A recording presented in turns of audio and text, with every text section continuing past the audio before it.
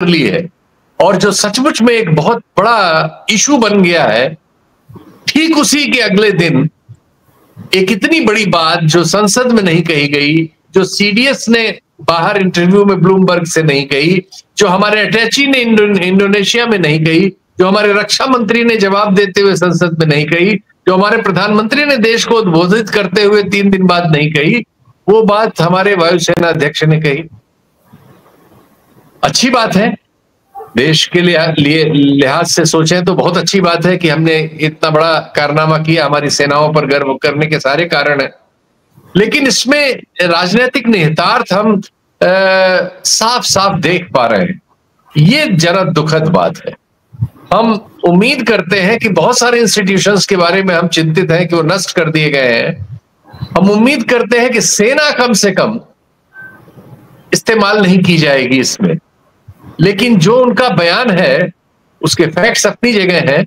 ऐसा लगता है कि वो जो परसों राहुल गांधी ने किया है, कल किया है, ये उसकी जो राजनीतिक ताकत के रूप में जैसे वो आ रहा है, जैसे उसकी स्वीकार्यता है, उसको धुंधला करने और उससे डाइवर्ट करने की कोशिश में एक शंका है ये कि इस बयान का इस्तेमाल करने की वजह ये हो सकती है। ये शंका है, चूंकि सेना का सवाल है, इससे ज्यादा नहीं कहा जाना चाहिए।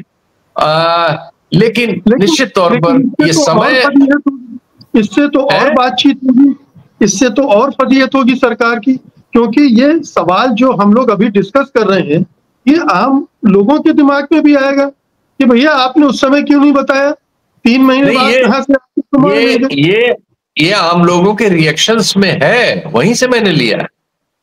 ये इन टिप्पणियों पर जो सोशल मीडिया में बहस, हमारे यहाँ अब हम भी एक सक्रिय समाज है, हमारे यहाँ 40-50 करोड़ लोग उसमें एक्टिव रहते हैं, तो ये उस बहस में आया। ये पाकिस्तान के की ओर से आ रहे रिएक्शन के जवाब में भी आया और इंडिपेंडेंटली भी आया। ये वहीं से आ रहा है। जी तो श्रवण जी, आपने जो टाइमिंग की बात की उसके दोनों कारण हो सकते हैं। एक जो आपने दिया, एक जो शीतल जी दे रहे हैं, दोनों हो सकते हैं। लेकिन ये जो मूल प्रश्न था कि अगर उस समय हुआ था तो छिपाया क्यों गया? क्या उसका पॉलिटिकल इस्तेमाल करने के लिए उसको बचा कर रखा गया था? लेकिन उससे जितनी फजीयत हुई सरकार की, वो होने क्यों दी? उस जो पहला फेज है इसका, इस भाषण के पहले का, वो कितना महत्वपूर्ण है इस मामले में? देखिए, मैं मानता हूं कि इसमें छुपा के नहीं रखा गया, ये नई चीज, कहानी बनाई गई है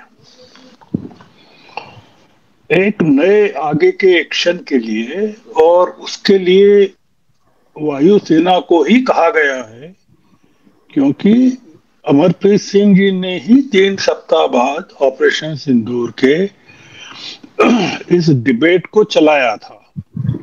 और सारी डिबेट जो है एयरफोर्स की भूमिका को लेकर ही चल रही है, रफाल की भूमिका को लेकर या नेवी के अटैची शिव कुमार के कथन को लेकर। इसमें जो सबसे बड़ी चीज है, दीर्घकालिक फैसले लेने वाले दौर में नहीं लगते, हम रिएक्शन में चीजें कर रहे हैं और इसमें करने में बहुत सारी त्रुटियां होती हैं। ये इंजन वाली बात भी हम अभी तक जीई से ले रहे थे, अमेरिका से, और अपने जहाज को जो हमने बनाया है उसमें लगा रहे थे उसको। वो सप्लाई में लेट था, इशू था वो एक, अमेरिका से अब रिश्ते खराब हुए हैं। हमने पिछले 4 दिन पहले ही फ्रांस की सैफरान से लगभग समझौता कर लिया है, और ये इंजन बनाने का, और उसमें ये किया है कि वो हमारे साथ मिलके उस इंजन को हमारे अनुकूल डेवलप करेंगे। तो ये किसी भी समय अनाउंस हो जाएगा, लेकिन 4 दिन पहले ये रक्षा स्रोतों से ये खबर आ चुकी है। सैफरॉन नाम की कंपनी है, फ्रेंच कंपनी, जिसके साथ हमने ये किया है। तो ये मुझे लग रहा है कि अब एकदम से कोशिश हो रही कि अमेरिका से कैसे एकदम सारी चीजें, कुछ हमारी कुछ खरीद के, रक्षा खरीद के कुछ सौदे भी थे जिनको हमने भी कैंसिल किया है कि अब हम उनको नहीं ले रहे। तो एकाएक शिफ्ट आप देखेंगे कि और सोशल मीडिया पे जो दक्षिणपंथी प्रोफाइल है अब उनमें चीन के प्रति एकाएक बहुत सहृदयता पैदा हो गई है और चीन की बहुत सी विकास की बातों से मतलब उनको बड़ा उसमें सुकून मिल रहा है अचानक। रूस से तो है ही है।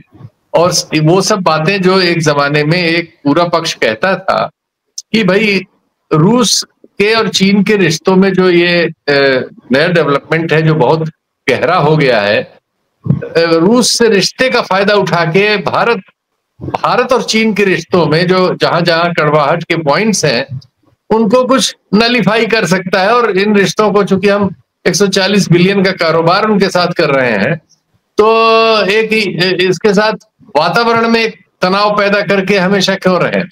ये बात थी उस समय, विवेकशील लोग कहते थे कि इसको भी एक लॉन्ग टर्म में रखना चाहिए, लेकिन तब हम चूंकि पूरा पश्चिमोन्मुख थे तो हम इधर देखने की ओर ही नहीं गए। तो इसलिए मुझे ये हाँ, मैं आपके मूल प्रश्न पे आ जाता हूँ।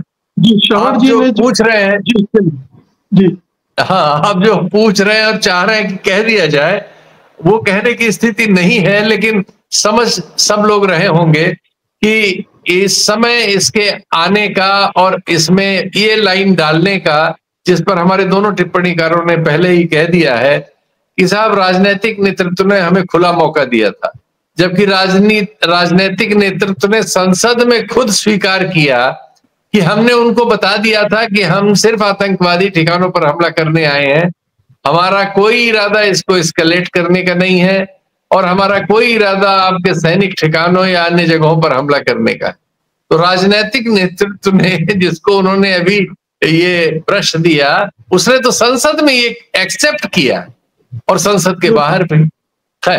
एक सवाल और है, अभी कंवर जी ने कहा कि राहुल को अब परमाणु बम दे दिया है इसने, इसको आप किस तरह से देखते हैं? सरकार ने और अपने पैर फंसा लिए हैं। देखिए, हाँ बिल्कुल, आपने ये मैं मिस कर रहा था।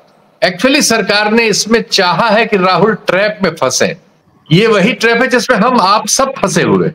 जो सवाल आप पूछ रहे हैं उसका उत्तर देने से शब्दों की सावधानी रखनी पड़ रही है। उसकी वजह यह है कि ये देश की रक्षा का सवाल, और हमारे देश में इस तरह की सेंसिटिविटी है जिसको हमेशा पॉलिटिक्स ने रॉन्ग साइड इन कैश किया है। वो चाहते हैं कि राहुल गांधी इस पर कोई ऐसी बात कह दें, कांग्रेस कोई ऐसा स्टैंड ले ले, या कोई जो भी सरकार से सवाल पूछता है कहीं स्ट्रैप में फंस जाए तो ये उसको क्रूसीफाई कर सके। अब देखना ये है, मैं इस पे उनको अपने अग्रज को नहीं कोई चैलेंज करूंगा, लेकिन मुझे उम्मीद है कि ये जो चाहती है सत्ता इस बयान के जरिए कि इसमें ट्रैप में वो फंसा ले, पता नहीं वो सफल होते हैं कि नहीं। मुझे लगता है कि इतनी सदाशयता तो कांग्रेस और राहुल में होनी चाहिए और होगी शायद, कि वो कम से कम उस लाइन पे जाके इसमें फंसेंगे नहीं, और इसका अगर अफर्मेटिव इस्तेमाल कर लेते हैं तो बहुत बढ़िया बात है। क्यों नहीं, परमाणु बम बन सकता है। बिल्कुल वो कर सकते हैं, कह सकते हैं कि आपने दुनिया में वायुसेना की प्रतिष्ठा गंवा दी इस इंफॉर्मेशन को जारी न करने देकर। ये एक बड़ा पॉइंट है जो कांग्रेस और राहुल गांधी इस पे काम कर सकते हैं। क्योंकि एक इसमें एक आंकड़ा दे दूं आपको, इस विषय ने ट्विटर पर ही करीब 70 लाख से ज्यादा रिएक्शन हासिल कर लिए हैं अब तक। तो देखिए, रक्षा मामलों को लेकर भारत में भी, पाकिस्तान में भी और हमारे महाद्वीप में भी एक सेंसिटिविटी है, और जो भी इसको प्ले कर रहे हैं वो इस बात को बहुत अच्छी तरह से जानते हैं, और वो इसको चाहेंगे कि ये चीज डाइवर्जन के लिए, एक न सिर्फ डाइवर्जन के लिए बल्कि एक ट्रैप लगाने के भी काम में आ जाए। जी शौर्य जी, मैं चाहता हूं कि ये जो पॉइंट है इसको थोड़ा सा और आप इसका खुलासा करें कि ये जो परमाणु बम वाली बात आपने कही है इसका क्या मतलब है।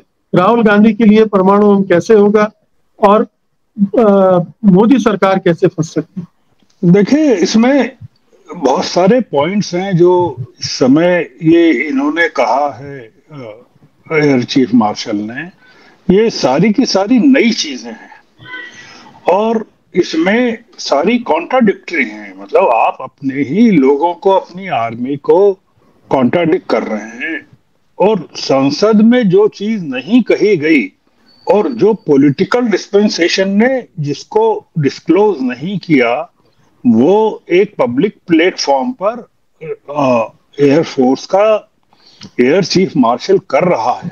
तो राहुल गांधी के लिए बहुत सारे सवाल हैं पूछने के लिए। ये कोई इसमें राहुल गांधी तो पूछ चुके हैं ये, इसमें जब हमारे इन्होंने पहले कहा, शिव कुमार ने कहा, तब भी उस चीज को राहुल गांधी ने मुद्दा बनाया।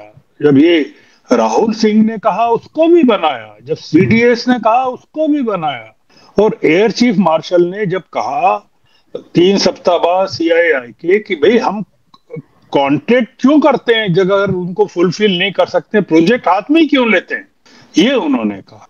तो उन्होंने बहुत सारी बातें, अगर वो डिबेट निकाल लें अपन बाहर, जो अमरप्रीत सिंह जी ने उस समय कही थी और अमरप्रीत सिंह जी आज जो कह रहे हैं, आपको समझ में आ जाएगा कि ये कोई बहुत दबाव के तहत कहलवाया जा रहा है।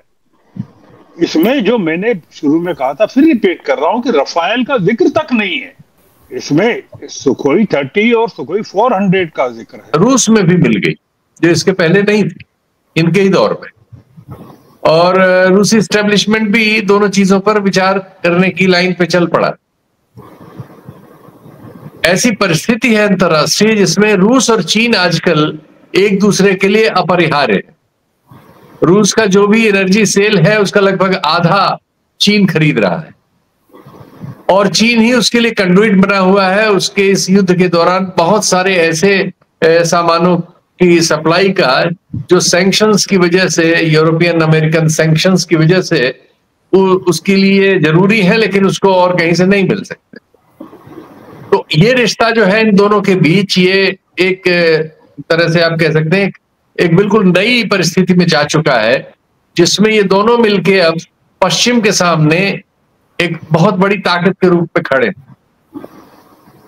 रूस चाहता था कि इसमें, और ब्रिक्स में हम थे ही, तो रूस चाहता ही था, और चीन को भी इस पर कोई आपत्ति नहीं थी, बल्कि चीन भी चाहता था कि ये ट्रायो बने और फिर ब्रिक्स में ये और शंघाई कॉरपोरेशन में इसका हम रोल देखें। लेकिन उस समय भारत ने कई बार ब्रिक्स को भी डिच किया, शंघाई कॉरपोरेशन को भी किया। एक बार ब्रिक्स में हम तय करके आ गए कि हम जो आपस में करेंसी एक चलाने की बात जो हुई थी कि हम उससे सहमत हैं, लेकिन बाहर आने के बाद फिर पश्चिम में जाते ही और यहाँ दिल्ली आते ही जयशंकर साहब ने फिर वेस्ट में जाके बयान दिया कि नहीं, हम डॉलर को नहीं ऐसे छोड़ सकते और हम इस करेंसी वाली योजना में शामिल नहीं है।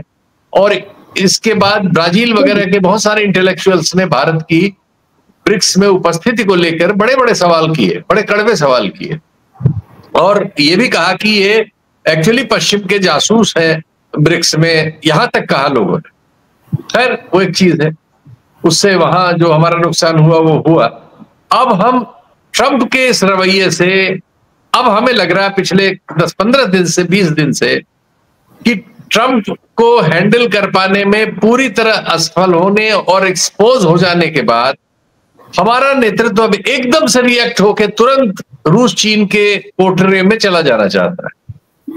अब वो एकदम से रूस से भी रिश्ते पुराने रिवाइव कर लेना चाहता है जो श्रीमती गांधी वगैरह के जमाने में थे।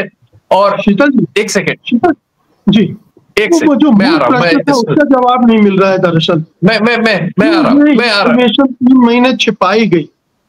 मैं आ रहा हूं जी। तो अब ये जो चीज है, ये जो अभी हमारे जो एनएसए हैं वो गए रशिया, पुतिन के भारत आने की बात आजकल हमारे मीडिया और जो राइट विंग के लोग हैं उसमें बहुत हो रही है।